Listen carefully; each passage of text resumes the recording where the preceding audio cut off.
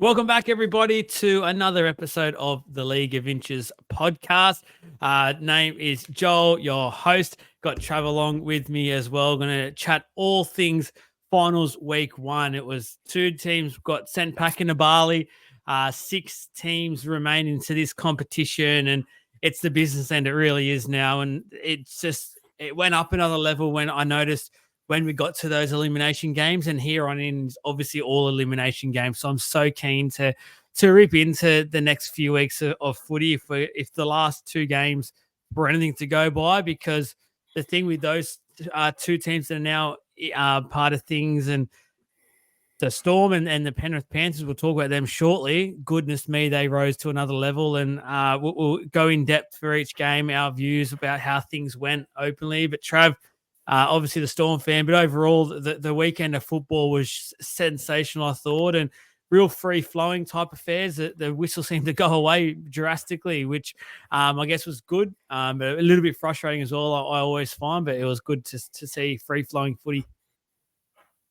Yeah, couldn't agree more with that, eh? Good to see free-flowing footy. I will bring up a couple of the points about that over the different games, because I'm a bit shocked, probably a bit pissed off too, about the inconsistency over it, that it's okay one game but not the next, and that sort of thing that we'll talk a bit more. But yeah, I think the weekend kind of showed who the best are and who's kind of making up numbers. But yet for us, for in fans wise, we yeah, it was certainly entertaining and a joy to watch. And I was glued to the TV for all four games.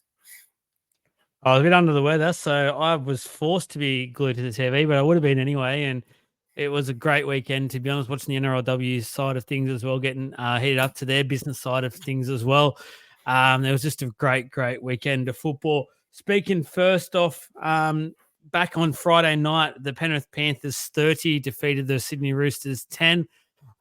Start this off by saying probably the best half of football, first half of football I had seen in quite some time. The Penrith Panthers came out and made a statement, in my opinion. A lot of people out there questioning them, whether they can, in fact, go four in a row. They just keep losing players. Stephen Crichton obviously being the major one that people talk about this year, and just how crucial he has been in these big games for Penrith. Not having that X factor with him now, that guy that scores a guaranteed two tries or so in a grand final, gets him there, and a big moment player. Hurts him, obviously, definitely. But I tell you what, I think, but we'll talk about players in a little bit, but I thought the team overall, especially that first half, was sensational. It looked like in a way they maybe went down a gear or two in that second half and just sort of more so just really grinded away with the Roosters and just said, oh, we know we've got this this win in our back pocket now. We'll get ready for 2 weeks' time and just keep you at bay, basically, and make sure there's not a game to make of this. What were your initial thoughts on this one, Trav? Don't ever question Cleary and the Panthers. Like, that's my initial thoughts. Like in the live show last week and in other podcasts that we've been on recently, we kind of went, yeah, Penrith are good. Like, we know that they're one of the teams to beat, if not the team to beat.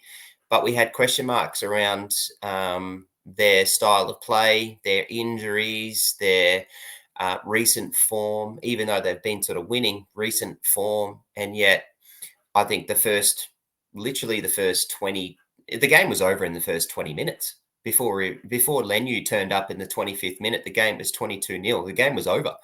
And at that point there, that was the Penrith sitting there saying, hey, everybody shut up. We're here. Yeah. We are the Penrith Panthers. Just on that one, do you think it was quite weird to not start Lenu with all the build-up and the hype? I thought you had to have started with him and just let him go absolutely apeshit. Oh, 100%. Like, I've got a big note here in my notes about that.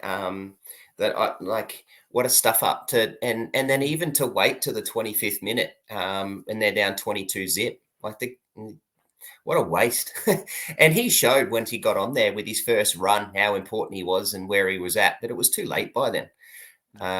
Yeah, so yeah, I agree 100%. Lenu should have started. I feel it should have probably been taken off at the 25th minute instead of the other way around. 100%. It was, as you said, like, I'm trying to work out the ways to look at this, especially the first half to start with, because we keep saying Penrith is sensational. Nathan Cleary. One thing I loved about Nathan Cleary, they all go on about his attack side of things. He went looking for the collision very early. I realised and noticed when I was watching this game. A lot of pressure, obviously, was spoken about in the build up to this. Angus Crichton was going to target Nathan all night. And Nathan basically went straight up straight away and just said, "Let's see what's going to happen. Let's get into this." And it was so good to see.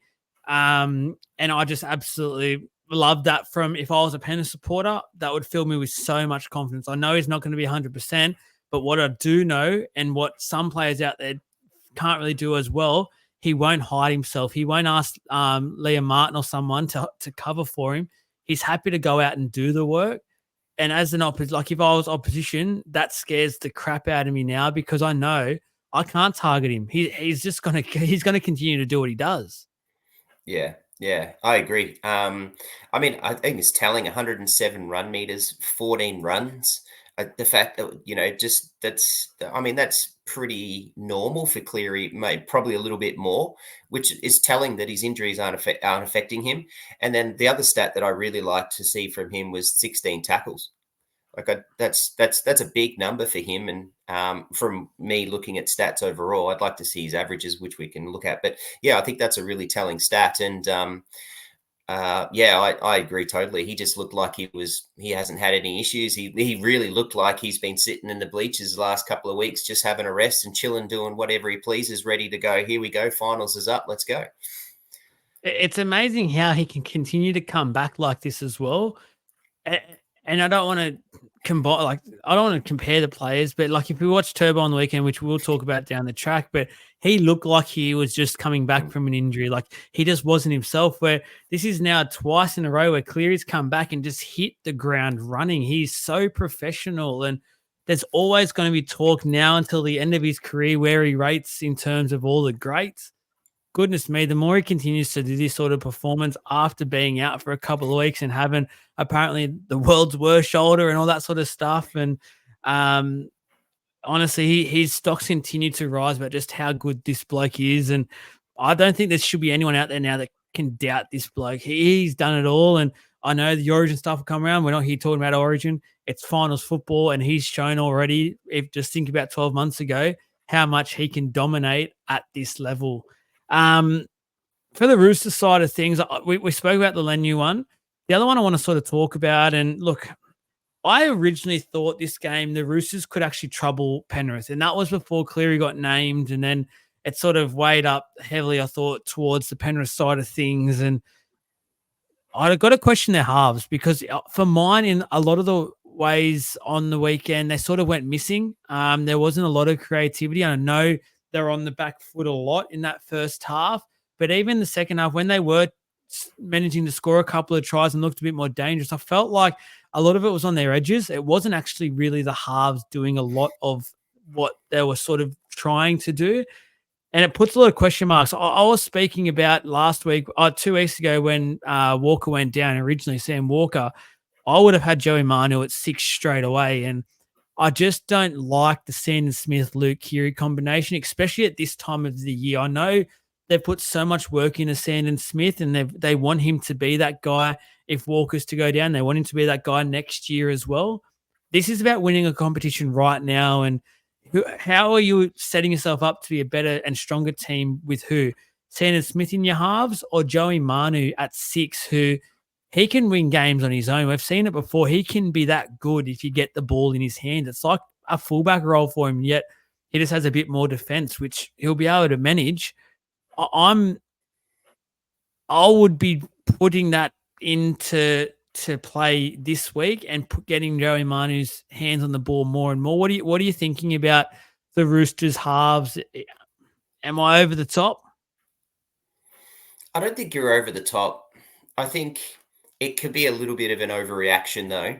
And that's not a bad thing. And it's not a bad thing against these players. I mean, they got absolutely demolished by probably the second best, if not the best team in the competition in the first 20 minutes. And I mean, it's a tough ask, and it's a hard ask. I think it's a bit of a slight overreaction, but I see it. I don't have a problem with it. I do agree, though, that I think Joey Manu is a good option at the 6. The only thing the issue I've got with Joey Manu is that come finals time, that 6 spot to me needs to be a real team leader, team player, set your team up, play that sort of style. And Manu's not that. Manu's for as good as he is, selfish. But that's a positive for him. But he doesn't set his team up. He's got sticky hands. He doesn't have a great kicking game, in my opinion, either. So I like, as good as that is, I don't think I'd be doing that come, in this finals game. I think that with an elimination game about to happen, I don't think I'd play that card. I think if you were going to do it, you needed to do it last week. If not, you needed to probably do it the last couple of weeks when Walker went down, and you needed to start those rotations and and trial those different spots. So that's probably where I'd sit with him. It would definitely put a lot of pressure on Kiri, I guess, in terms of that kicking game, like you said, because Connor Watson's not a notable kicker either, so you can't be asking him to do any extras. Tedesco isn't one of those kicking fullbacks like we've seen with Drinkwater, Ponga, etc. He's not that, so it would put a lot of pressure on Kiri. But just, I don't know, I just sort of feel like the attack wise, Sanders Smith doesn't offer too much at the moment, and I know how highly they think of him in terms of doing it in the future. But I just feel like you got to comp to win now. Like that, this is your chance. You're losing so many players this year for the Roosters that I don't know if they're going to win a comp. If they don't win it this year, I feel like they'll be another few years away winning a comp. I know they got the money behind them. Everyone says never doubt Uncle Nick, etc. But I don't know that first half on the weekend, knowing what was needed to. I know they have lost a number of players, key players as well, but knowing what was at stake and how it could have got them to literally one win away from a grand final spot with the likes of all these players leaving the club, it was quite disappointing. If I was a Roosters fan, I'd be very, very disappointed in that opening half, and that's not taking anything away from Penrith. I just think the Roosters, I don't. It's like they knew they had a second chance, so they went, all right, let's go the other way around here. It's not happening early on here. Let's get around to the other way. One other thing I want to mention with Penrith. Sorry. Go. Oh, that's an interesting point. If that's the case, and that was the mind frame, and if that's what you're reading into, then they stuffed up big time. Because if you're going to get Penrith, that's the week you needed to get them. Yeah, 100%. You don't want to be trying to get them in the prelim in a grand final. So if that's the mind frame, that's a monumental mess up. And I tend to agree. Like a team that good, even with a couple of the injuries that they've got, to allow Penrith to go 22 zip in the first 25 minutes is just ridiculous. It's the better part of pathetic, man. Like this is your top 4 team, and at one point it were premiership favourites. Yeah, okay, they had a slow start to the year, but that was building.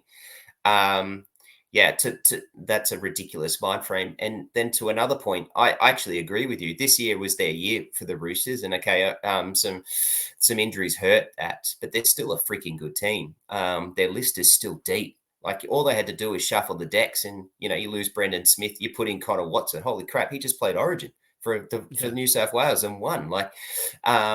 You shuffle the deck, you lose Radley, and Tupanua went in and replaced him, and everyone was cracked the shits when he went to centre because they were taking him from the middle.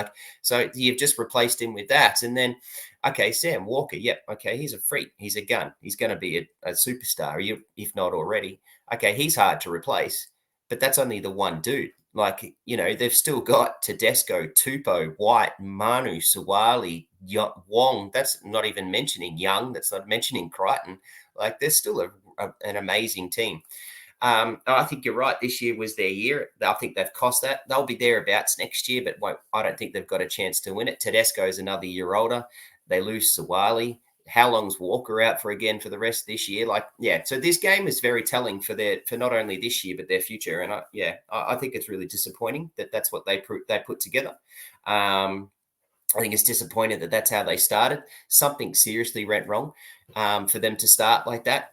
But I'll put another question to you, and I don't know if this is where you're going as we review this further, but Jesus, Klein didn't help him. That was atrocious, man. Like it felt like, I don't know. Do you want me to start talking about this now, or do you want me to wait? Go, get into it. Oh, like I'm normally an advocate for the refs. So I mean, I've proven that in the other shows that I've done that I don't protect them, but it is what it is. They're human. They make mistakes, just like the dude makes a mistake, and the players make the mistakes during the game. But that was freaking atrocious. It felt like, it literally felt like Penrith had unlimited tackle counts. Like it just the constant six again, restart. Like it just, what the hell went wrong? Like, I'm really finding it hard not to swear because it was atrocious. That was Get it it out. was. No, I'm not gonna. But it was just like, okay, don't misconstrue my words here. Penrith ran over them. They were way better than they were, than the Roosters were. They dominated every statistic that needed to be dominated to win that game. And the Roosters made monumental stuff ups and errors in the wrong key moments of the game and key parts of the game. For instance, Tupou's drop off the high kick that was just they constantly made those errors where they shouldn't have. But it's pretty hard to keep to play hard and play well and consistently stop that team when you've got the ref sitting there giving them everything. Like that was just atrocious, man. I don't know if you believe the same thing, and I'd like the fans to either tell me that I've got no idea or not. But my opinion from that was just atrocious refereeing. I do agree with it, and I put it in the chat as well. When we're talking about the referee who, and sorry, the name's completely blanked me, but who ref the grand final last year and one of the best grand finals we've ever witnessed. I think it was Adam G. I think I'm pretty sure in saying he was the one that got that, and he got sacked this year. He's apparently not in the top 4 referees of this season. I beg to differ and ask a serious question towards Graham Mensley and the NRL. What's Klein done this year? I feel like he's been a part of a number of decisions like this one we're talking about and more, where it's sort of like he goes onto the front foot and makes it about him, where he forgets the game isn't about him or the referees, the officials. Where that was what was so good about the grand final last year. We almost forgotten about who it was because he just stayed out of the way. Both teams were able to bash each other, get some momentum up, and he only used his whistle and was in the frame whenever he was really needed to. And I just think Klein, and I'm not going to go and say he's obviously got a bias towards Penrith. There's that stuff that apparently he was part of the Penrith junior system or he had family involved and stuff. And I've seen all that.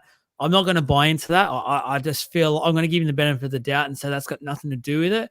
But it just seems like more often than not, in a lot of Penrith big games over the years, Klein has been part of things, and I'm not going to say helped him because Penrith have been a great team. I've got to choose my words very carefully, but from the weekend's game, there was a number of situations I thought, and the past one where it would have been a try to Joseph Suoliti under the post pretty much, and that would have got it to within an 8-point ball game. And that was the first time we started to see Penrith on the back foot somewhat, and it was telling that they actually started to leak a bit and break up their defensive line, which we didn't see all night from Penrith. So I know we can say that the first half was so good for Penrith, but the Roosters did start to get something back in that second half, and who knows what would have happened. A lot more pressure would have been on Penrith, full house there, all eyes on them going, this is our last game here, it can't happen.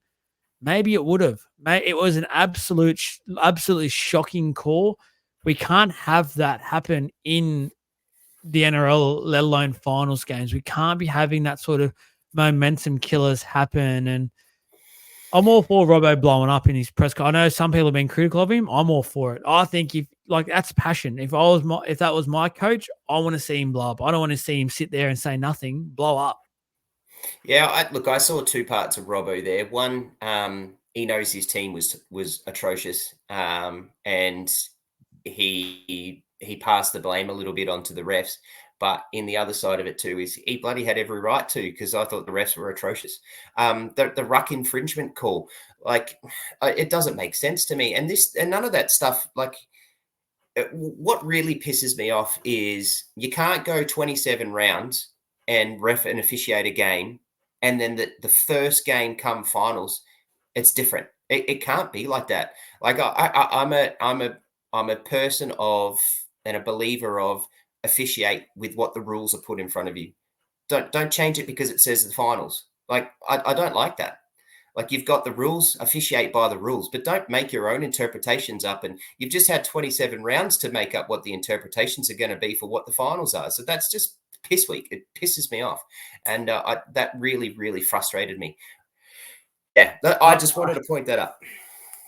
Mate, I agree with you wholeheartedly, and we obviously spoke about it in our chat. I just sort of I don't get why we do it. I think we're the only code as well. And I was thinking about this last night because we obviously spoke about it during that Dogs game. Is I think we're the only code that does it as well. We have this rule book and we have this way we officiate all our regular season games, Three and different then ways to officiate a game in a season. we get to finals and it's like it's out the window. It's everything.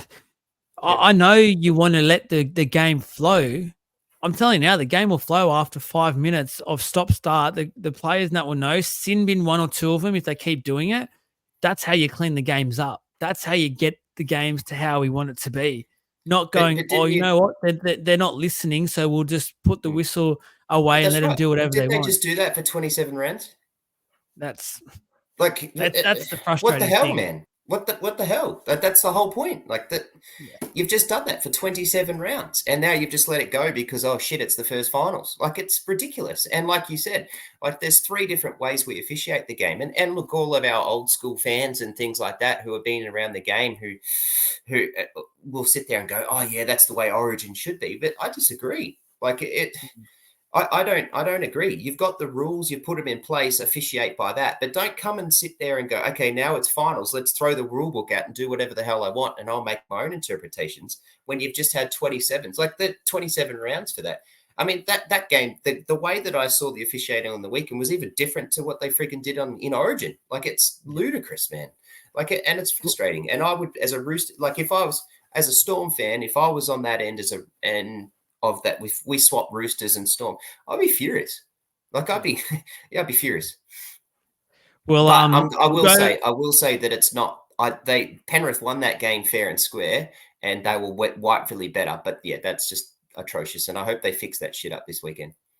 Yeah, well, there's another game I want to touch on about that, the officiating that side of things because it stood out for me in yesterday's game, but we'll talk about that when we get there. Before I move on from this game quickly, I just want to mention Isaiah Yo. I think he deserves a bit of a shout out in this game. I thought he was massive, and he's been massive all season, and he's just been that very underrated guy. Obviously, whenever Cleary plays, it's the Cleary show, rightfully so.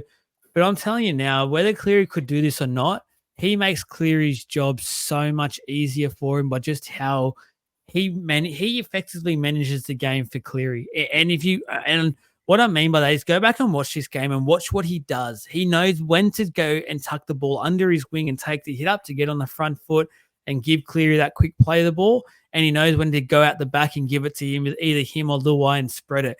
He's so good at it. And I'll tell you what, this year, I don't remember one time he's got it actually wrong. And that says so much for him. I know I've had my criticism over him with the rep side of things, but I'm right now at club level, he's just got it down pat at the moment. And it's really, really impressive to watch. Yeah, 16 hit ups, bro. 25 Oh, runs, 203 meters. Like you look at that and we go, right, so Dylan Edwards got 281 meters, but we look at that and go, that's just what Dylan Edwards does. yeah. Like Isaiah Yo on the weekend, 203 meters for that.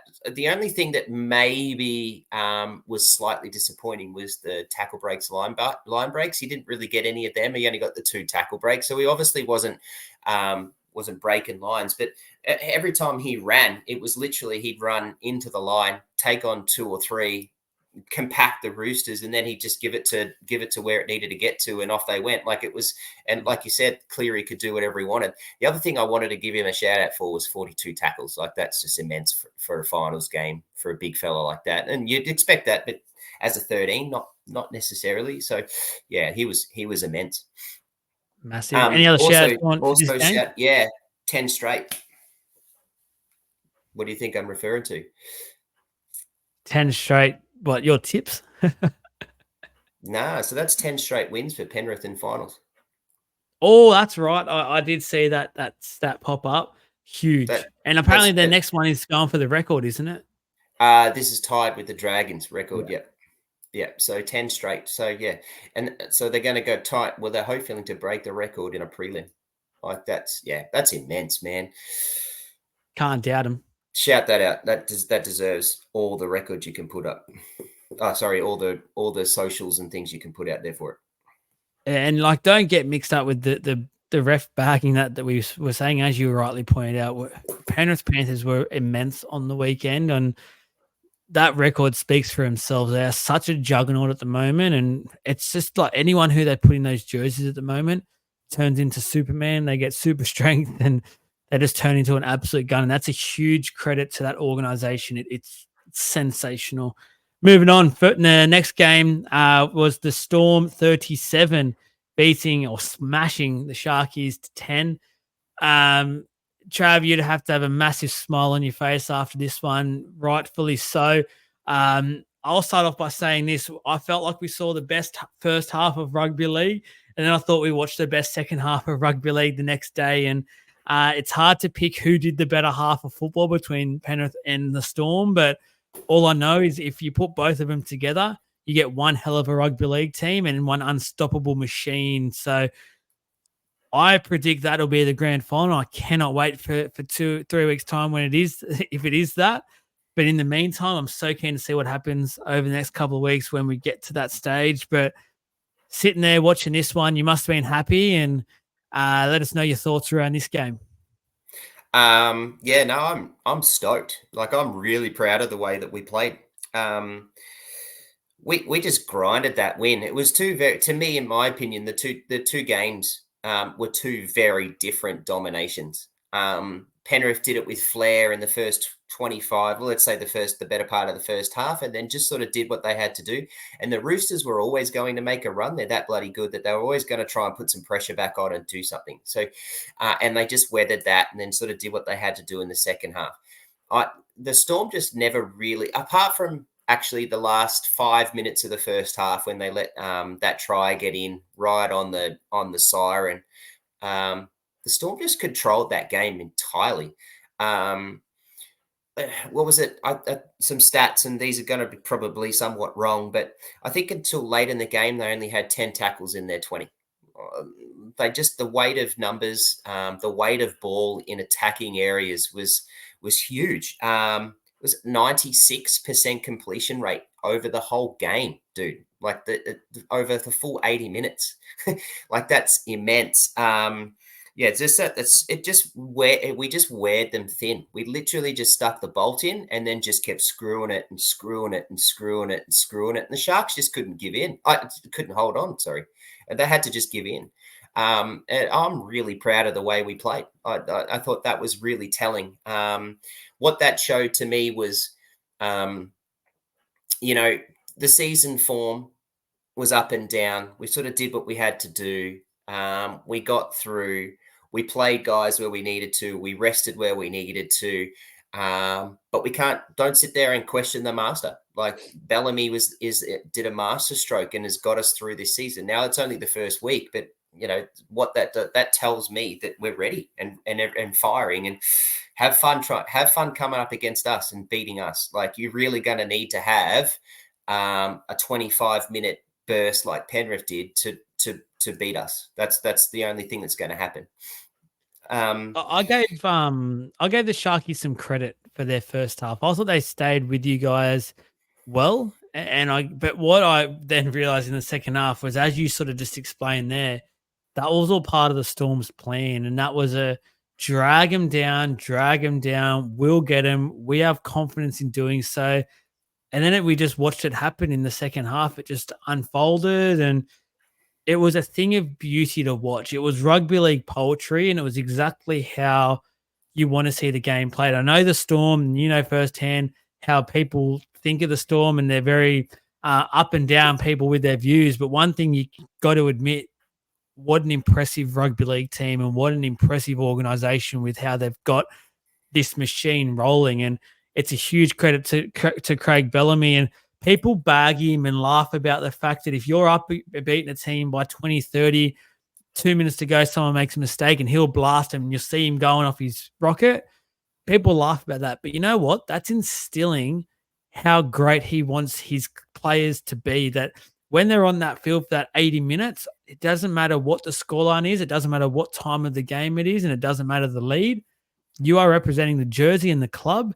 I don't want you to do that stuff. I don't want you to go, we've got this in the bag and take it for granted, because you're wearing that Storm jersey. And that obviously means a lot to Craig, and it obviously means a lot to everyone in that organization. So it's a huge credit to him, and that team. I want to point out and single out Cam Munster, who had his fair share of criticism, and maybe it was a season where he should have got the surgery. It was clearly impacting him, and say goodbye to this year and come back next year.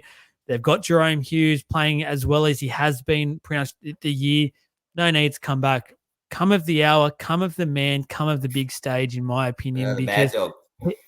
I know Harry Green got 3 tries, and he even said it in his post game, so I'm not criticizing him here.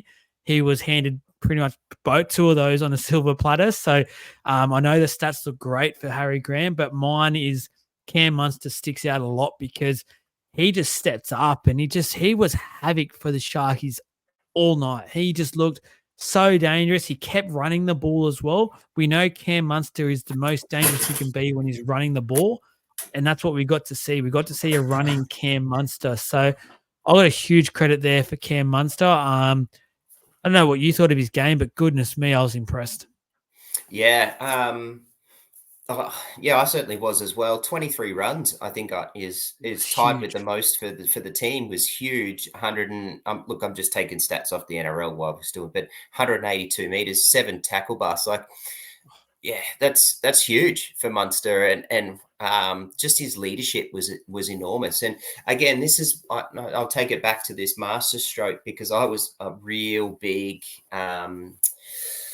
I had real big concerns about it, was that Munster played the last 2 games and played basically all 80 of it. But that's why, like, that we needed to have him ready. We needed to get him ready for the finals. And I was a conservative approach. We know what months we're going to get off Munster, so let's just ease him through, get him ready. But obviously that's not what was needed.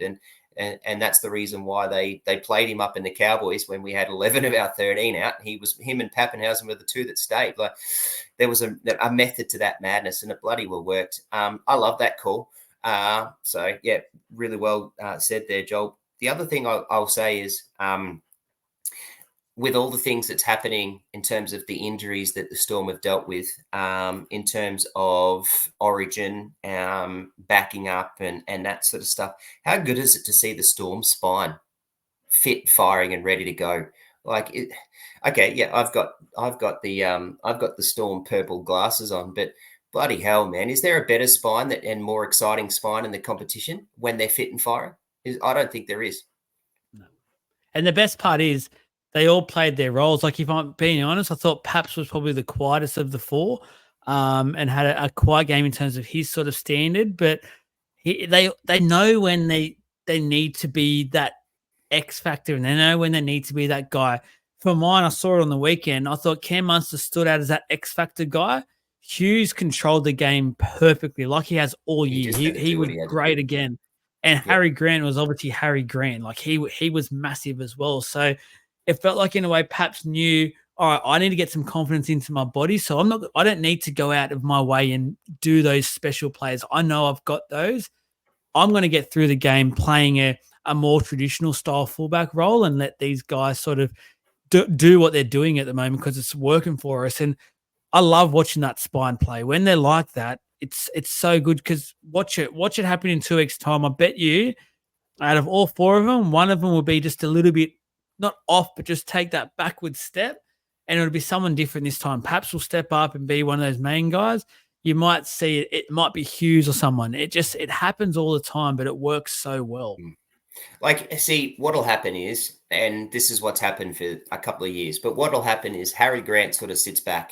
He takes the big tackles. He sort of sets them up in the first bit, and he watches what Munster and what Hughes do, and where they're at. And if one of them feels a little bit down, watch Grant sit there with his one-handed pickup straight off the play of the ball and run 10 meters 3 or 4 times in a row. And that's how he just gets that quick momentum and gets them playing, so that gets your Hughes and your Munster ready to go. Really quick play is when Hughes and Munster are really, really dangerous. And so Grant will watch that and sit there and do that. And then that's when he picks up the slack from those two.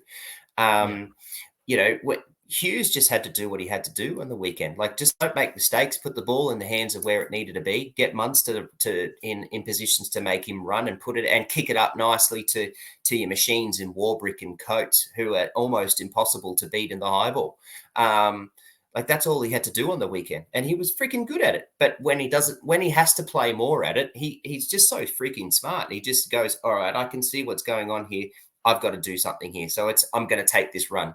No, I'm going to dummy this and go. I'm going to hit that line and give a quick offload to Katoa. That's what Hughes will read and do. And he didn't have to do that on the weekend. But, it was huge. And then I'm going to throw it in here. Forwards win finals. Do you want to finish my saying, Joel? Backs to side by how many? All right, so here's where I'm at. So Liero, 23 runs, 16 hit-ups, 222 metres. Warbrick, 18 runs, 2 hit-ups, 219 metres. Josh King, 21 runs, 19 hit-ups, 208 metres. Howarth at 15 runs, 144 metres. Katoa, 17 runs, 14 hit-ups, 143 metres, 2 try assists. That's the story there, right there. We'll move on to the Sharkies, but just quickly, I want to mention quickly on Will Warbrick. I thought he's been immense. He's really stepped up his game, especially when Coates was out for that little lengthy stint that he had. And how good it's been from Craig Bellamy, again, a masterstroke of his. And there's one other player I want to quickly give Craig a rap about. Listen to me trying to give Craig like I'm bloody Gus Gould or someone, but just the way Will's now picked up this game and he just looks like one of the actual top wingers in this game now. And he's such a pleasure to watch. And I'm really, really enjoying watching his continued rise. And I don't think he's got to that peak level yet either. I think he knows he's got that extra bit more left in him, which is scary. I have to actually give more credit to the person sitting beside him. If you're about to say Howarth, I'm about to get to that. I want to talk about Craig Bellamy more so with his narrative of this story. No, I agree with you 100%. He's been huge. He has been huge. And I've sat there and thought the only thing that really let Warbrick down in his early part, and probably up until even halfway through this year, was his defense and his just dumb decisions on whether he goes up early or whether he hits or whether he sits back or when he starts to move or whether he creeps too far inside or what it is. That's the biggest question. He's been able to put on tries. He's been able to hit the high ball. He's just got a lack of fear that only a child has in the snow. He doesn't care for his body in those high balls or he's always in the right position to run and be on the end. And his finishing skills are elite. Not the best in the competition, but are elite. The biggest thing to me and what we all talked about, why we haven't spoken about Warbrick is his defense. And that's what let him down. And that's what's let him down. And that's why I said, I think the key needs to be the person standing beside him, which is what's freed him up enormously to do what he's able to do, which you can get into now. I'll give you that credit. Go. Jackie Howarth, there's been so much spoken about this guy or this kid, for 3 years now. And obviously a lot for us Supercoach players who have always wanted this guy to just be a star that we thought he was going to be because he was, as us Supercoach players know, aka a cheapie. And that would have been valuable for us at the time.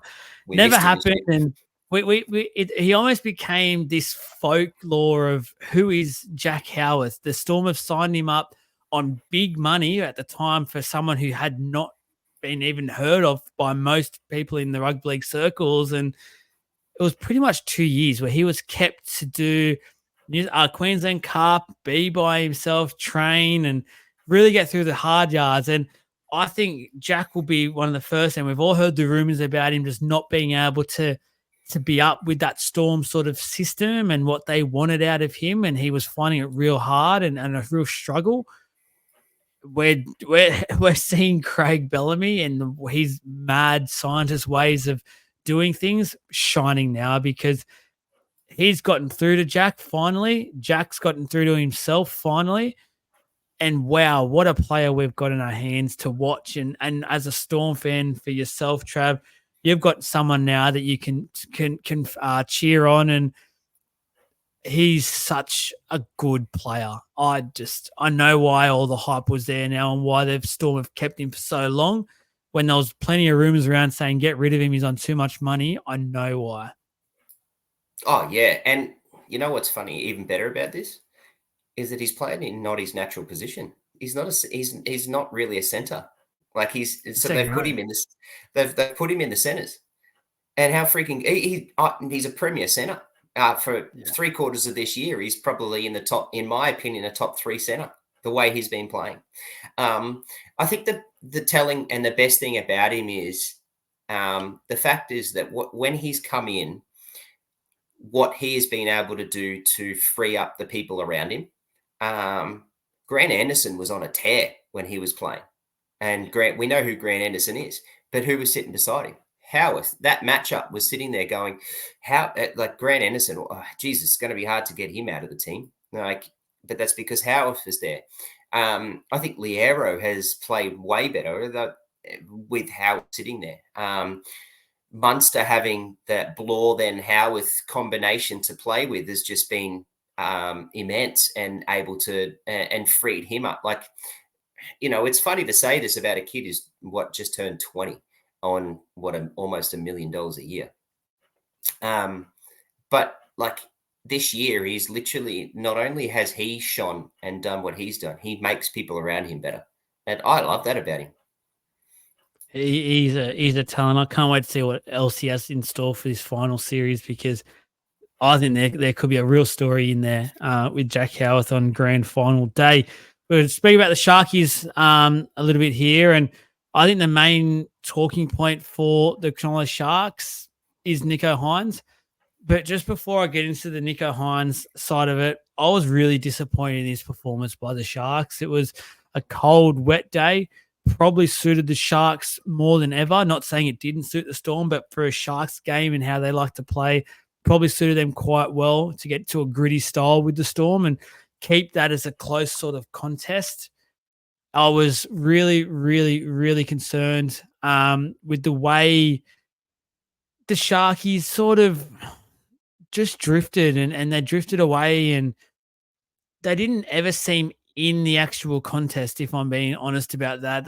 They weren't there, and the questions are still there. They can't win these big games. They're not a big game team, and it seems to be haunting these players now. They come out, and as soon as a mistake's made, it's like the back of their mind, their heads go down, and like, oh shit, here we go.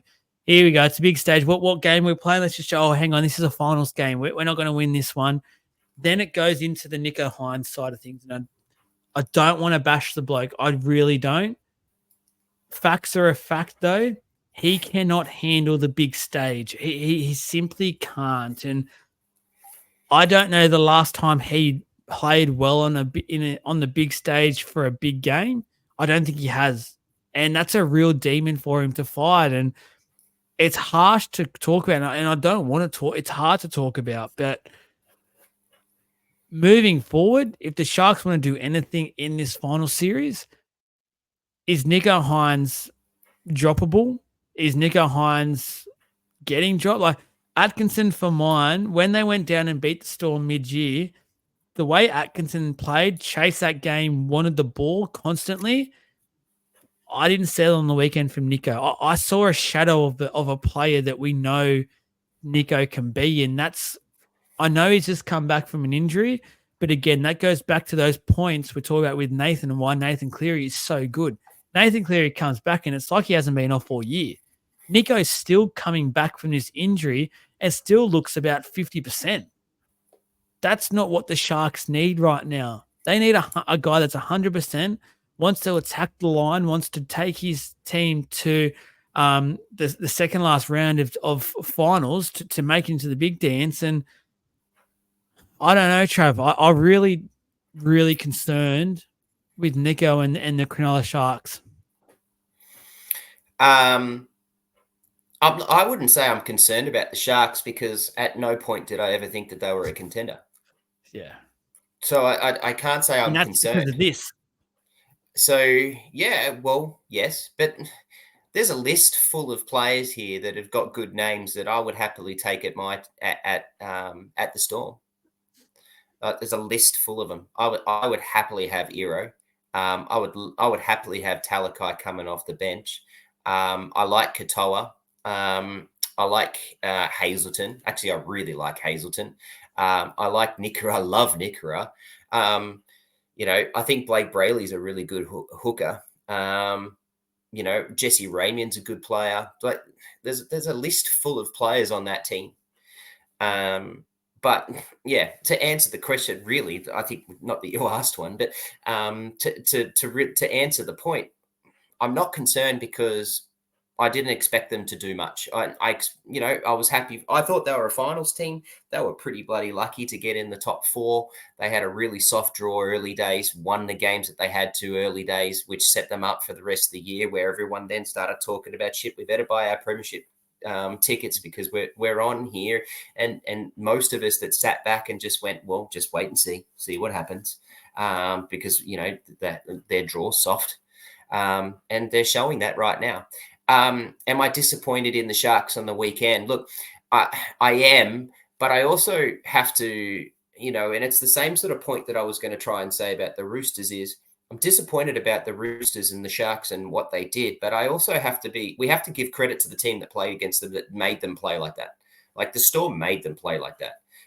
The Panthers made the Roosters play like that. So I think we've got to give more credit to the team than that they played against than what the rubbish that they've put together. And you said it before, like the Sharks had a really good first half, and they did. And they had momentum. That was a really handy try just on the bell going into halftime to make it 14-10. And even I sat there next to my wife and went, oh, yeah, that's annoying. Like that's one of those momentum killers and momentum starters that, particularly when you go into halftime. And they came out and just got smoked. And that's disappointing. But on the Hines aspect, look, you can't, stats don't lie. Well, they do sometimes, but stats don't really lie, and the facts are true. Like he hasn't actually turned up in a big game. We talk about finals, we talk about pressure cooker games during the season, we talk about Origin. And yeah, you're right, he hasn't turned up, but bloody hell, we're harsh on him. I think the world is really harsh on him, and he's the type of player that, yeah, he's awesome. He's great. He's won a Dally M, as Jake said last week. He would contest that. That's he shouldn't, but he did. At the end of the day, the votes are in what it is, and it doesn't really matter. The team around him needs to support him too, and I think they also got to get the matchups right. I think Trindle is a Hines killer. That's a really harsh thing to say, but I think Trindle is the kryptonite to the Super Hines. I don't like Trindle. I don't think he's good. I don't think he's good enough. And he's at best a bench player, but he just really, really slows that entire team down. He doesn't really set them up. He doesn't run, so he doesn't get anything out of it. His kicking game's okay. If anything, that's probably his best part. I just think he's a real Hines killer. So I have to also go around and look at it as Hines is the type of player that if the team around him is on fire, Hines is on fire. If the team around him are playing poor, then Hines is he's not the Clearys, he's not the Hughes types of guys that can put your team on the back and go, and that's fine. What's wrong with that? Like I think we're really harsh on this guy, and I don't agree with it. But yes, he does need to play better. He does need to lead his team better. But yeah, does he need to be a backup dancer then? No, I don't And think he what I needs to go mean, back. No, what I'm that's what I the mean by complete that is flip, the though, isn't it? 5'8", that the 5'8" role. Is that what his role should be then for this team? And have a dominant halfback type figure. I get what you're saying with the Trindle thing, and I kind of agree with it, to be honest. And I'd have Atkinson in my halves every day of the week. He would be my first choice in that Sharks lineup, just because I look at things and I think clubs are doing a lot of these clubs are making this mistake. Look at who the form players are for this year and pick them. Don't pick Yeah, the safety options. You're in a final series where, let's be brutally honest here, the Storm and Penrith are head and shoulders above any other team that was in this final series from the word go. So you've got to make sure you pick form players in positions to go, not go your safety options and go, you know what, Trindle, yeah, he might be able to do a job for us and help Hines. No, everyone has seen from day dot that partnership hasn't really worked. It just they click too much. They just butt heads constantly, it looks like, on the field, because Trindle, and rightfully so, is for mine a halfback. He isn't a 5'8". He's an organizer. He's the guy who wants the team to be his. Nico's now trained himself into being that figure. I don't think that's Nico's figure. If would the roles work if they gave Trindle the 7 and Nico the 6 and said, Nico, listen to Trindle? Maybe. I'm not sure. But while Nico's on the pay packet he is, to the Sharks have built him up the way they have, he's going to cop this criticism, rightfully or wrongfully so. It's up to Fitzy now, and there's a lot of Fitzy's biggest problem, I feel like, at the moment is the fact that he's too nice, it seems, and he's too loyal. Is he going to make the call? He won't make the call. It'll be a Nico Trindle Haas pairing this weekend. We all know. We can do your preview now. That's what it's going to be. He needed, if it was a Bellamy, he would make the call, in my opinion. Yeah, if he was an Ivan Cleary, if he was a Trent Robinson, although Trent Robinson's playing Sandon Smith and you don't like that, but if it was like a Desi Hasler, I think these elite coaches would make that call. I like the call. Here, I'll put some numbers in front of you. They paid Nico. Sharks enticed him, signed him, and paid him when he was playing what position? Fullback. And he dominated. And it's only the reason why he didn't get that spot is because Pappenhausen came back and the Storm had Pappenhausen signed long term, and he was, he's their man. So they signed him for that. And we didn't have a spot for Hines, and that hurt us, but we weren't going to put him in front of Hughes, and we sure as hell weren't going to put him in front of Munster. And as a Storm fan, we want Pappenhausen as our full back. So we don't have a spot for him. Sharks did, and they enticed him to go there, and they put him in the halfback, and he wins a Dally M, right? So that's because he's freaking good. He can play. He's got skills. Don't start me.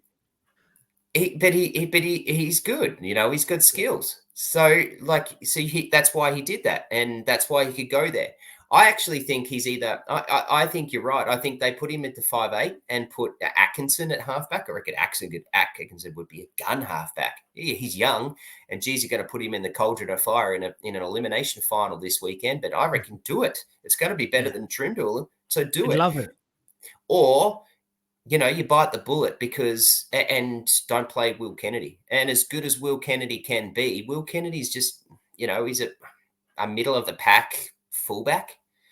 Just play Trindle and Atkinson and put him at fullback. Or here's another option: put him in center. Yeah. Play Nico Hines in the centers. He'd be freaking good there. He'd be a Joey Manu type, and if not better. That would be play him there. Can you drop Ramian or Iro? I would probably drop Ramian over Iro. I've got a man crush on Iro. I thought Iro was probably Cronulla's best on the weekend. By far. I thought he was very good, and he was a worker. And like when you spoke about that list of players a bit before, I was going to jump in quickly and just say, apart from Nico, who is probably one of the best whole running back rowers in the competition, they're all workers. They're a team of workers. That's what they are. And I think that affects Nico just as much as well, because he's got to be the guy that creates everything. Look at Nathan Cleary. Look at how many options he has constantly with players creating something.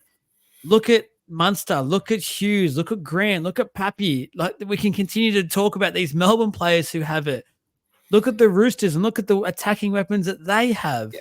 Look at the Sharks. Look at the attacking weapons that they have. Nico Hines. No disrespect to anyone else, but no one else has really the attack as their focal point. Like, Mulatalo could probably say does, but he's very rocks and diamonds. He's not one of those consistently more diamond sort of player. He'll have a lot of those rock games, which hurts Nico as well. Will Kennedy, for mine, and you've hit the nail on the head, I think, with him. I personally don't rate Will Kennedy that highly, and that's probably very harsh on my behalf, but I've never really rated him. And I think if Cade Dykes was fully fit, and had a few games under his belt by the end of this year or early into next year, I think he'll become the fullback for the Sharkies. He's a very good young talent. A lot of those Sharks fans listening will know about him. Very, very good talent. Yeah, I feel like moving on from the Sharkies because I don't want to get too much more into Nico, but it's a very interesting one. I feel for him. I really do feel for him. It's just sometimes this is rugby. This is the business. The business is winning a premiership. So you've got to put forward your best team to win a premiership. Yeah, you definitely do, and I think that's what they've got to do. And the Storm just showed them, exposed them, very much exposed them by not a polarizing. We didn't have to do much in terms of trick plays.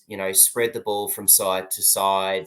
It was just a grind. It was hit up, hit up, hit up, kick. Hit up, hit up, hit up, kick, and just keep doing it over. It's rinse and repeat. And then we just needed that talent to finish it off.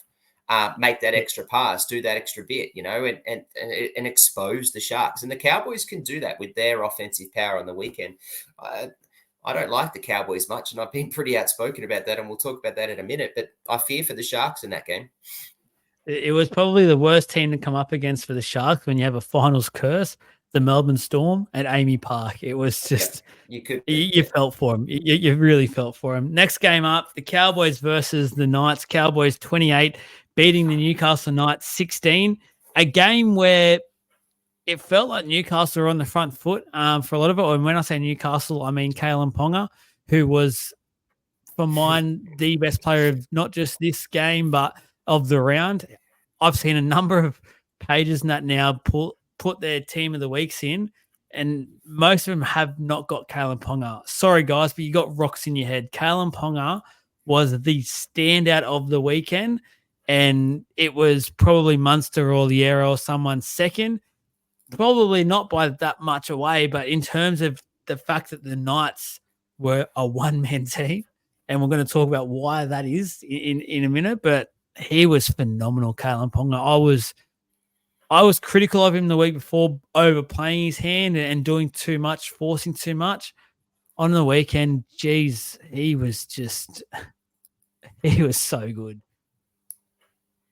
Oh, how blessed were we to be able to watch that on a Saturday night? Like, Jesus Christ, how good was that? After we watched what the Storm had just done to the Sharks, to then go and watch what he had done and what he did, he single-handedly basically almost won them that game. One moment, I think, lost them that game. One moment, and it was his fault. I think I don't want to blame that on Gagai. Gagai in that moment's good enough to take that.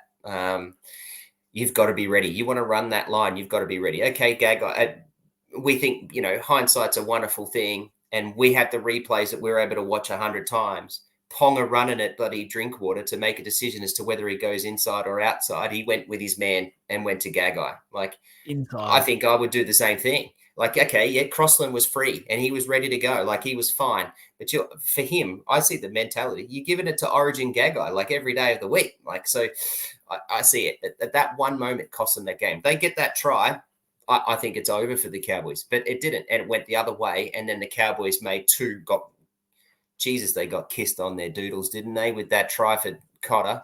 And then the Dearden one was really good. But, yeah, like, Ponga was – we're blessed at the moment to be watching these fullbacks that we've got in this competition, and we're blessed to be able to watch someone like Ponga, who's a fullback, but he plays hooker. Like, how many times did he take the play of the ball? He plays 5'8". He plays halfback. He plays centers. Like he plays the 13. Like I we're think blessed. We're blessed to see what he can do. I think Best was a big out for Kalen Ponga because it's a guy that can actually get eyes on him, and it took just a couple more eyes onto Kalen Ponga in that game, and which hurt him quite a bit, and he still managed to do what he did. That's how good this performance was. And I want to ask you the question: I want to ask you: does Kalen Ponga need to sit down in the off season, have a chat to those closest to him, and say, is the money my concern right now, or is it winning premierships and being in a team that I know can challenge? Because I'm going to be brutally honest with you, Newcastle fans. I don't think your team is in a position and will be in a position for some time or while Kalen Ponga is there to win a premiership, as crazy as that sounds, just because of the amount of money he demands and what that means to other players around in key positions. Kalen Ponga's got to see what's more important to him. Is it having a $1.5 million contract or whatever he's on, or is it winning competitions and being that player who's going to go down in history as probably one of the most entertaining players we've ever seen? And it's off the back of winning a few premierships, because he limits a lot of what can happen in his career now because of what he's what he's on. It really stuffs him around being targeted by some of these top clubs because they know they're going to have to strip out their joints to get Kalen Ponga in there. It's what's hurt the Knights right now for probably 2 years now. They've had a run into the finals twice and they just can't do it. What do you think? Do you think the money or the premierships for Ponga? I'm answering a question for another dude. I think you got to get paid. Like, you only play rugby for 10 years. If, for some people, they don't play that long. I think you got to get paid. But we also play to win premierships. I don't know how to answer that question.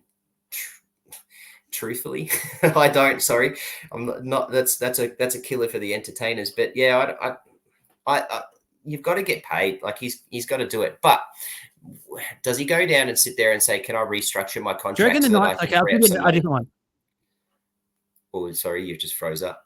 I don't know. We've seen that trying to be recently.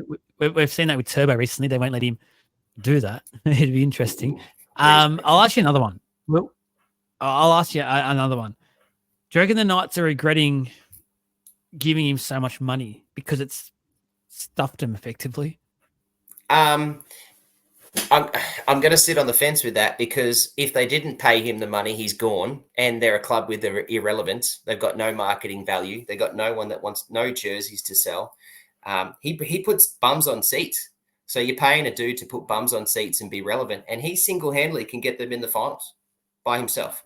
So yes, you're paying them. You're paying him that. So it's good value for them. It's good value for money, because he's literally going to carry you to this spot.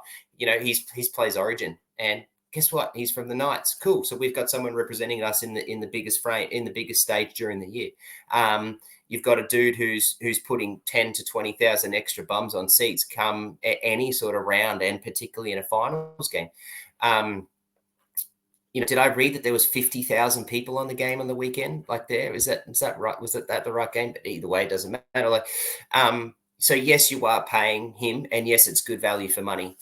But on the other hand, you know that you're doing that, but you're sacrificing more than likely, you're sacrificing your premierships. You're sacrificing deep runs in the finals. That's what you're sacrificing.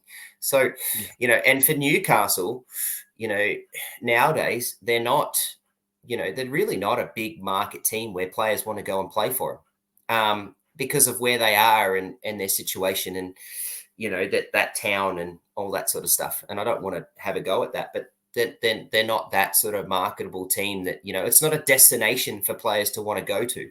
So, yeah, so he's worth that money for them to keep that franchise alive. All right. The last bit on the Knights then, goodness me, there's 16 other blokes there. You've got to start pulling up your socks a bit, because when you've got a player playing that and at that elite level, like, there's only a handful of players in our competition that can get themselves to that level. that has to inspire you. That has to motivate you and go, you know what? I know Kalen's doing what he's doing. I've got to pull up my shit and I've got to get it done. I've got to play my role here. And it just seems week after week, players are just going, you know what? We've got Ponga, rely on him, let him do his thing. We'll get the job done, or we'll win it, or we'll be close, and that's enough. O'Brien has a lot of question marks for mine heading into next season because his halves have been an issue all year. He just cannot stay with a halves pairing, and they'll have no doubt that has hurt this team dramatically.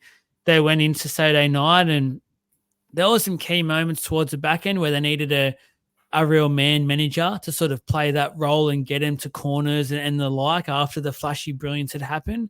And they didn't have it. And they didn't have it because I don't think the playmakers that were there, whether they're the right men for the job or not, they just didn't have enough practice to put it bluntly. Because for mine, they brought Cogger last year from the Penrith Panthers, who played a massive role in a grand final win. Wouldn't you feed off that confidence and have him play first go in the 7 and say, off you go? Like, give us what you learned from them.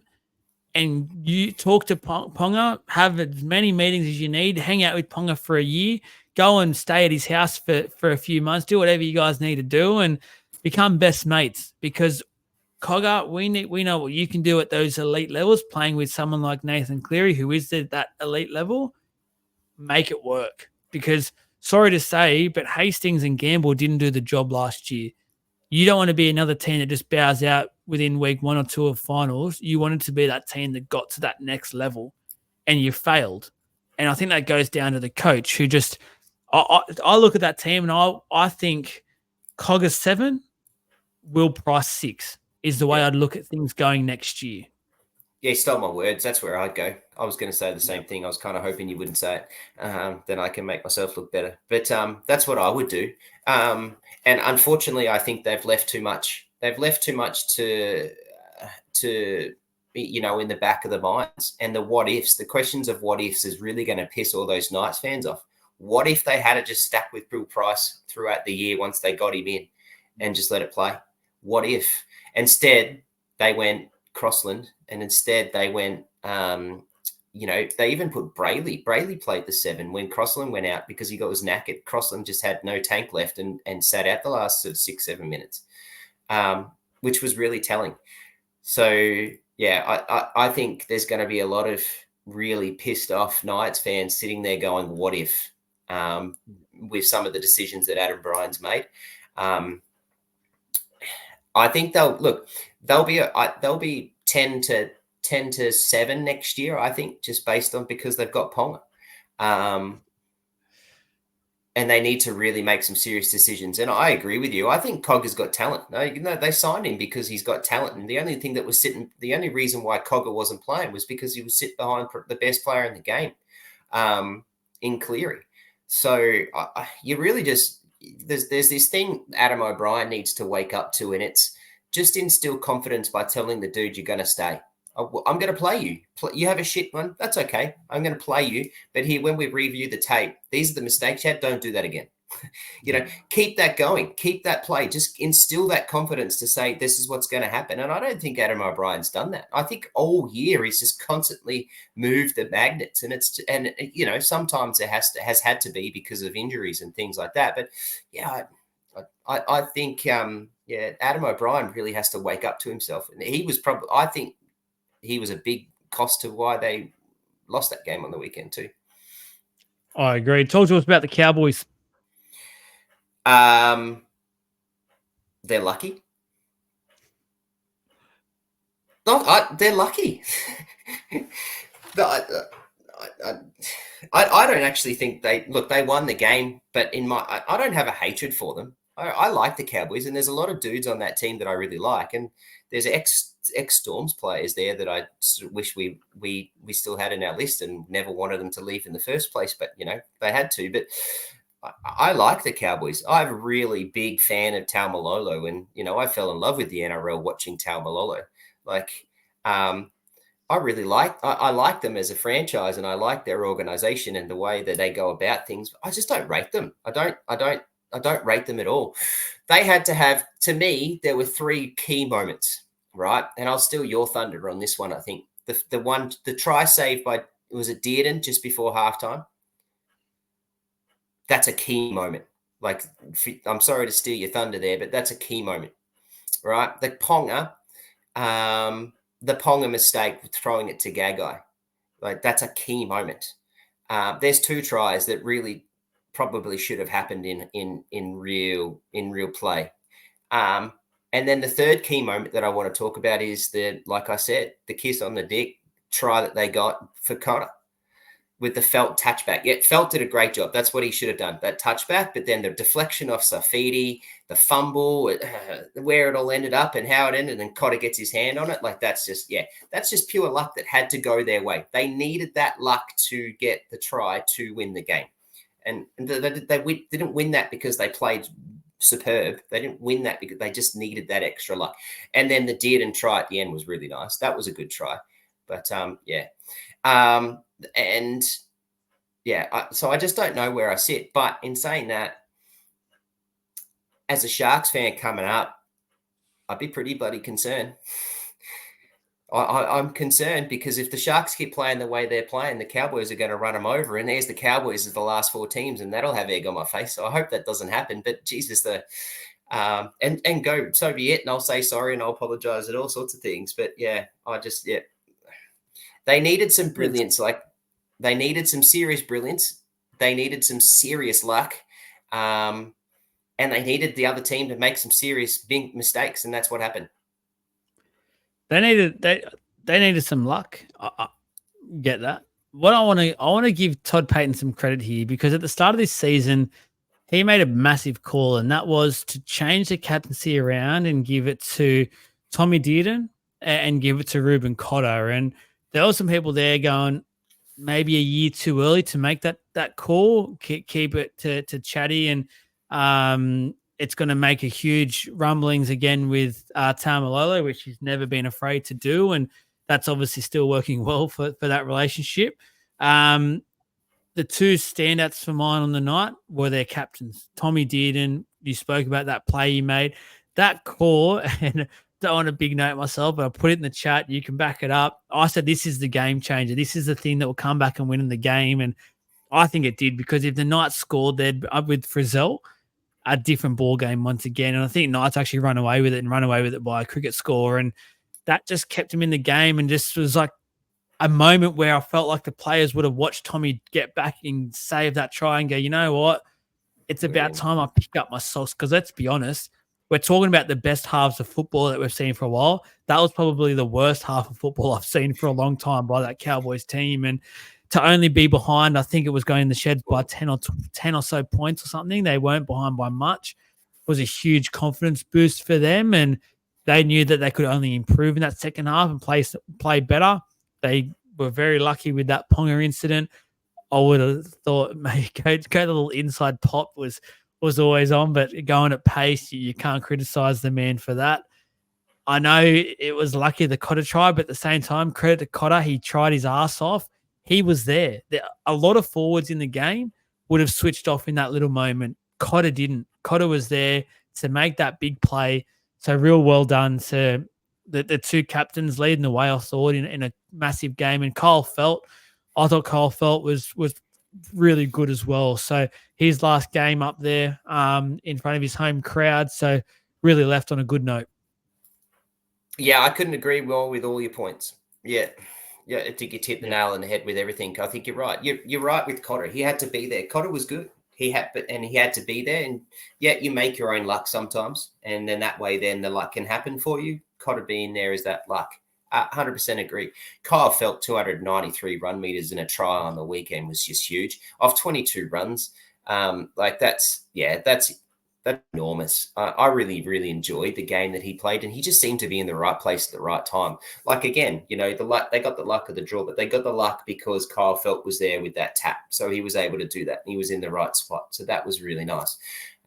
He was huge, and really, has he wound the clock back this year. 23 tries he's had this year. Like he's just wound that clock back, and he's sitting there saying, "Hey boys, yeah, thanks. I'll see you It's next funny, year." most people thought at the start of this year that it was Valame's spot. So it's crazy just how much Felt's come back and really own that jersey. And it's actually Braden Burns is a dude who's sitting in the stands going, bloody hell, I wish I had that spot too. He's been good too. yeah, but he was only mid-season signing, so they didn't know he was going to be there at the start of the year either. So, one final, and this is what I want to give this player the underrated of the player of the round. I thought Reece Robson was really, really good in a dummy half and in around his little. He's not known for his attack, but I thought he had a really good couple of crafty runs around the ruck, and his defense was quite strong. I just had a little bit of a shout out there for who I thought Reece Robson was quite good on the weekend. You got any final shout outs for this one? Shout outs to the Cowboys for winning the game, and I actually think you're about to go into this. Well, you should go in with your heads held high and ready to go, and have some momentum to go in and beat the Sharks because they're vulnerable. So, shout out to the Cowboys entirely. They'll beat the Sharkies. I'm telling you now. So get ready to apologize next week. Last game of the round, the Bulldogs 22 losing to Manly 24. The Bulldogs, this is such an odd game because if I watch this game with no scoreline, the Bulldogs played one of the best sort of finals type games for about 65 to 70 odd minutes of this game. I thought they were absolutely superb and really rose to the occasion. And I couldn't credit their forwards were running hard. Their backs were getting into work. Their backs were doing some nice plays. Their halves were the Burton bombs, the kicks were there. Their whole game was fantastic. They forgot who they were versing towards the back end, and they forgot that there was a Cherry Evans. They forgot that there was a Turbo who, even though he wasn't fit, he clearly not fit. He just needed one moment. He just needed to be there for one play, one pass. We've seen that where he set up a couple of tries just with that one pass. That he just creates that player to come and shut him down. It creates space. Away they go. It was such a good game. Like Sunday afternoon finals football. Please give us more day finals games because that was sensational. I love that time slot. 4:05 on a Sunday Oh. afternoon. It's perfect. It's just before dinner. It's Sunday frothies, which are the best frothies you can have in a weekend. I love that. I really, really like that time slot. I think it's way better than the Saturday Arvo games. Yeah, that's a fixture that needs to be locked and loaded every single weekend.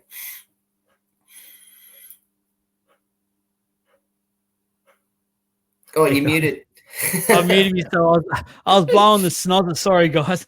I should have just kept going. Sorry, I thought you were going to keep going. Then I thought you were actually talking to me. So I stopped because I thought you were talking bloody Teams meetings.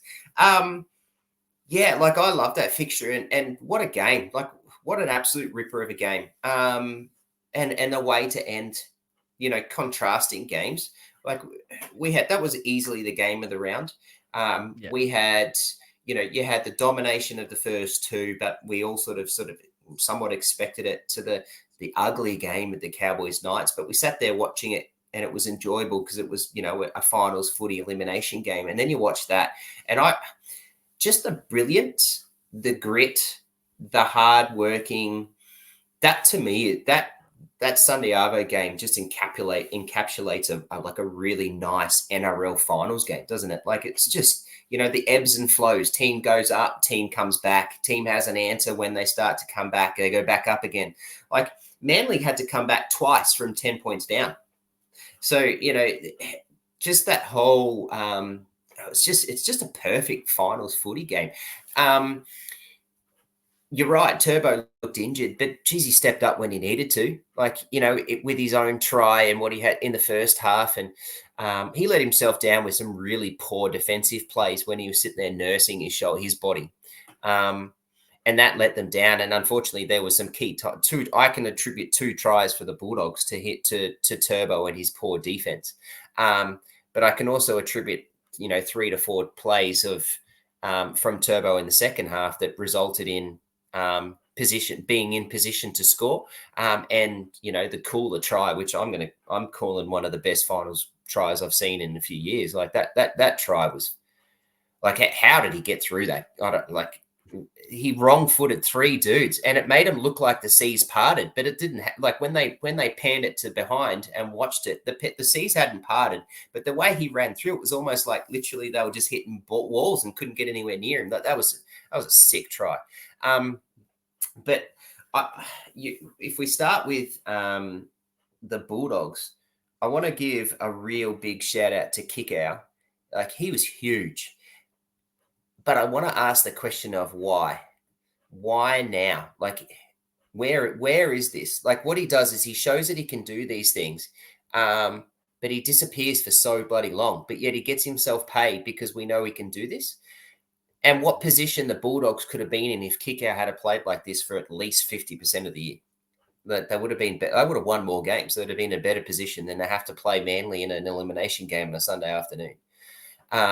So I want to pose the question to Kickow as to when you're going to pull your head out of your ass and play like you do all the time, because that's how freaking good he is. Like, teams will sit there and go, that's the matchup I don't want to be playing against. You look. I bet you every team goes to the team list and goes, "Oh, geez, I hope Kickow's not playing because I don't want to stand in front of him." Why can't he do that every week? But I'm actually going to put this down to the Bulldogs in a couple of things. And I hope you don't mind me going with this, but I just think that I think the Bulldogs' lack of experience mixed with just some stupidity was the reason why they lost that game. And the stupidity comes from Marnie, the pest. Oh. So you need, I don't know if I'm cutting over where you need, I don't know if you wanted to go somewhere else, but I'm going to start talking about Marnie and then we can go back. So I apologize, Joel, but you need that dude on your team, like Penrith love that they've got Luai, that pest dude that's going to, they love that.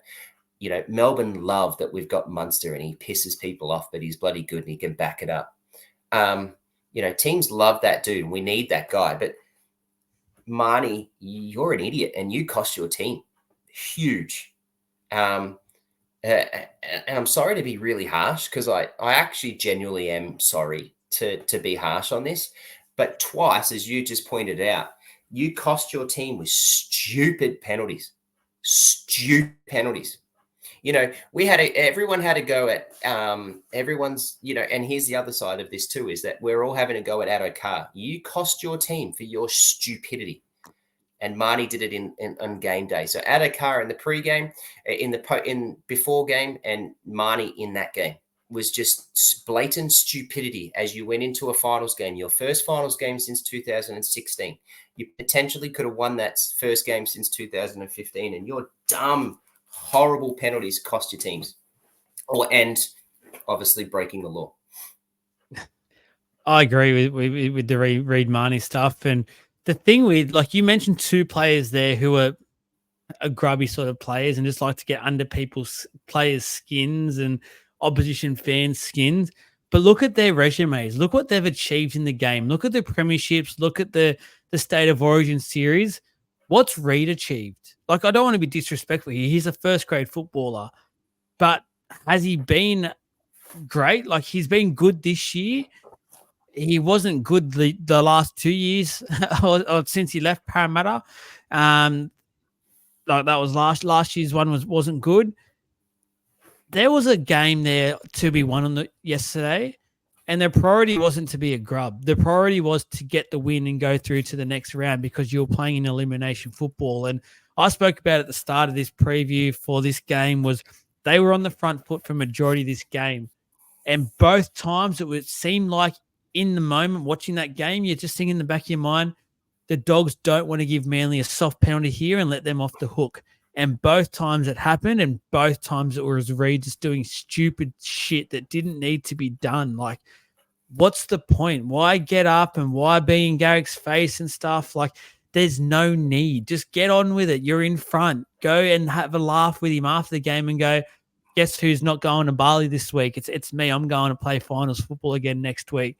The egg's on your face now, Reed. And the thing is, Reed's been warned about this by a number of personnel in the game for a lot of this year, saying it's gotten to a point where you were grubby and that was fine. Like we all know that you need a bit of grub. That's all good. But it got to a level where everyone started to go, I think you've gone over the top here, Reed. And it felt like for a couple of games there, it felt like Serrato may have said something to him because he really wound things back a lot. But the last couple of weeks, and it's coincided with them losing a few in a row, he sort of went back to it. And it just, there's no need for it. And I get you've got a fan base that's come out now. They're all passionate. They're all out of the woodwork. They're all loving life. Did that get to him? Did that make him feel like he was indestructible? Like, again, I go back to Reed, your resume is not crash hot. You've made a grand final, but you haven't won one. You haven't won a State of Origin series. Just pick your time and play. It's like Luai, for instance. I've noticed this year, Luai has really come back from that. He hasn't been as pest-like. It's actually been a very mature sort of Luai, and it's really impressive. I thought Lewis had the best year of his career. Reed, I would be happy if I was the coach. I'd pull him into my office at the end, like next couple of weeks when he comes back, and just say to him, "We need you to be better. We need you to pick your moments because if I'm going to be harsh to you, you cost us because you gave them a leg up. They should have been working their asses out of their own end once again. You let them off the hook." Yeah, Serraldo, all he needs to do is go. He's got three things he needs to say to him. First thing is pull your head in, and second thing is time and score. You're the hooker. Know time and know the score. Like it's such a simple thing, and I rave about this in my coaching ventures through my basketball that I've done in my career, and it was one of the biggest messages that I got from a very good mentor of mine in my basketball career is to always know time and score. That's all he has to be told. Because that why would you do those things in those moments? So clearly you didn't know the time of the game, and clearly you didn't know the score. You're in front, you idiot. Like, Yeah. Time and score and pull your head in. That's all it's got to be. Because he's good enough to do it. He's a first grade hooker. He's a good hooker. You know, he plays the role like he needs to play in that team. That's what they need. And you know what? He can be a grub and he can do all those things. But no time and score. And he's going to build a reputation up now. The referees are going to know about him. They're going to know whether it's a 50-50 incident. It's always going to go against Reed now because of the reputation he's built up for himself. And you don't want that. It's not going to help your team in any way, shape, or form. It's you mentioned the kick-out thing. I thought kick-out was huge. I love the battle. Him versus Hamole, who I thought was absolutely beast mode as well. And it was spoken about in the pregame. It was spoken about as a huge battle. It was interesting to see. Honestly, I'll give it an even split. Maybe Hamole just in the end because they obviously got the win. I thought Hamole had some great runs. Olakaido was huge. Kick out, as you said, was rightfully huge. My turn now with the officials. And what I want to speak about here, I got to go off because I'm a Parramatta fan. Everyone knows it. You can see the background. Parramatta fan. I did not give a crap who won yesterday. I didn't care if they bashed the crap out of each other, and there was no winner because they just bashed each other to a standstill. It would have been great. The Dogs got away with absolute murder in the ruck yesterday, and to the point where it was embarrassing. The amount of times where they would always have a player come in late, flop, Hindmarsh style, to deliberately play the ball down for Manly, and they were struggling enough as it is. They were on the. I get that they were on the front foot in defence, the Dogs, but a lot of the time was because of that tactic, and the referee allowed it to happen for so long, for pretty much the whole game, and it was embarrassing. Like we've spoken about at the start, so there's no need to go back into it, but we've watched games all year where as soon as that happens, it's a penalty. You slow the ball, they play the ball down, off you go. This is finals football. This is the showpiece of our game. Don't we want it to be quick? Don't we want it to be a quick game where we've got these attacking Arsenal players in both of those teams that can do magical things don't we want to see that? Why are we allowing him to jump on clearly to slow the ball down and continually got away with it all game? It was so frustrating to watch. Again, I was not going for either team. I guess I was slightly in Manly's favor because I tipped Manly. That was the only way. I was no way, shape, or form going for him. It was just so frustrating. Yeah, I couldn't agree more. Again, it's just one of those parts because that I referred to in the Penrith game is everything that they did in that game throughout the year. Has it been called? Yeah. That's the point. Knock it on the head. Simple as that. Like that. Why is it that it's different now? Why was it because Bulldogs have finally made the finals since 2016, and we better give them a little helping hand, just a little sly hand on the end there. I'm not alluding to collusion or cheating or anything like that, but was that the case? Because that's the only sort of thing that makes sense. It's the only bloody thing that makes sense. Yeah. Because why are the rules different? Who knows? You don't want to offend the drum beaters. I don't know, but the last one to talk about the Bulldogs. The last thing I want to talk about before we go, the Bulldogs, great season. I don't want to take anything away. Fantastic season. Have they treated making the finals as a success, and was it probably the worst thing for them to make the finals a couple of weeks out? Because what I mean by this is, it seemed like there was a notable take the foot off the pedal once they realized they couldn't miss the finals. And that's coincided with them basically losing three in a row and they're out of finals. And they were good yesterday. I gave them the credit for that. I just feel like they sort of shot themselves in the foot because the way they were playing was so good. The defense was so good. Their defense fell away, in my opinion, the last few weeks as well. They were the best defensive team in the competition there at one stage, and they've let in quite a few points to be that sort of team. And I just feel like they treat it, and it's a successful year. It's very much a successful year, and have a massive pat on the back and a round of applause for you. You very much deserve it. I just think they'll look back on that and maybe think, did we feel like we've achieved something before we actually achieved it? It's a good point. We raved about the Bulldogs for a long time, and in the last couple of weeks, particularly last week, I myself said how much I've got concerns for them, but no negativity and no downplay of how much they've overachieved this year. And I say that, but I don't say that lightly. They have overachieved. We all had them in the bottom four. We all had them at low starting the year, and they've made themselves into into up until probably round 25. They were a premiership contender. But I think you're right. Is that they've gone 3 weeks beforehand, before the season's finished, they've gone, let's play it a bit conservative. Let's get through. Let's just see what happens. And then when we get to the finals, we'll be sweet. And they've gone, we've had a good year. We're going to make the finals. So, yep, we've won. We've ticked the box. So at the start of the year, we said we want to play finals. We've ticked that box. Awesome job, guys. And I think that mentality shows when, and I think your evidence for that point is Addo Carr's drug-related catch-up on the week before. Like, I think there's your evidence to that point.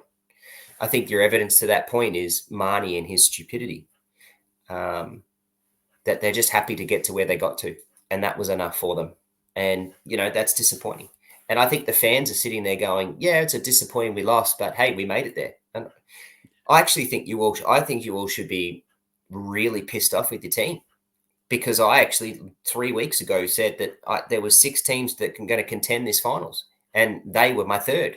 I was really, really high on them, and the way that they've ended the year just shows the lack of experience, the lack of goal setting, and their lack of just contentment.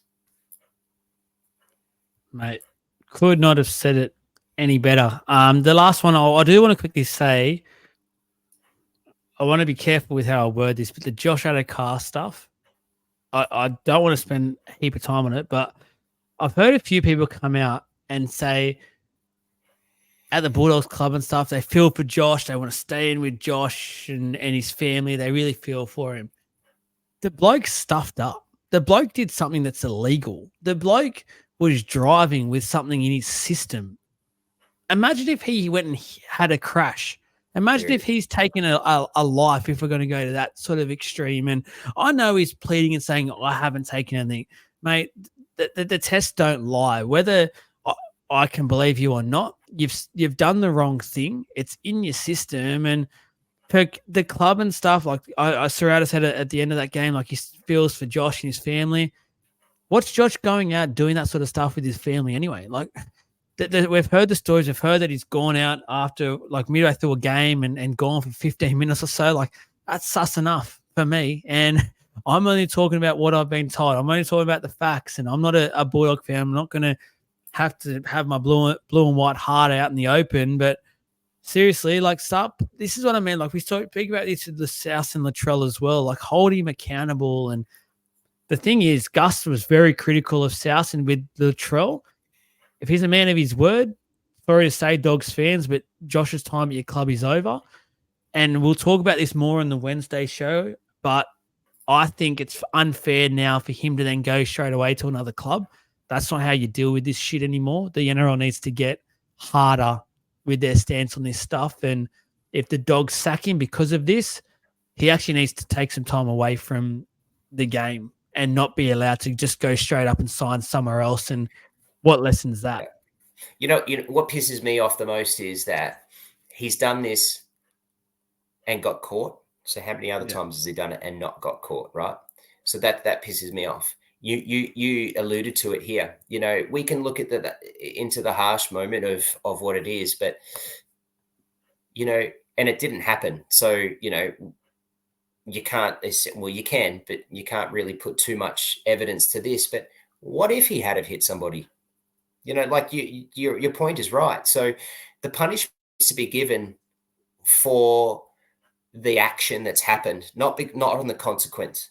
Because really there was no consequence here. The biggest thing was that he got caught. He's lied to literally everybody.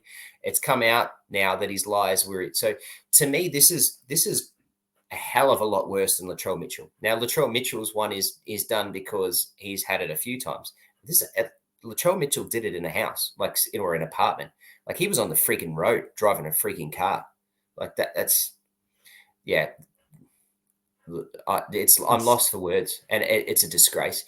And you know what? The reason why we're talking about it here is because this is the type of stuff that we need to review. It's not just the way the Bulldogs played; it's the lead up to what happened with the Bulldogs, and that's one of them. You know, and as I said, these are those stupid things that some of these players have done that cost them this win.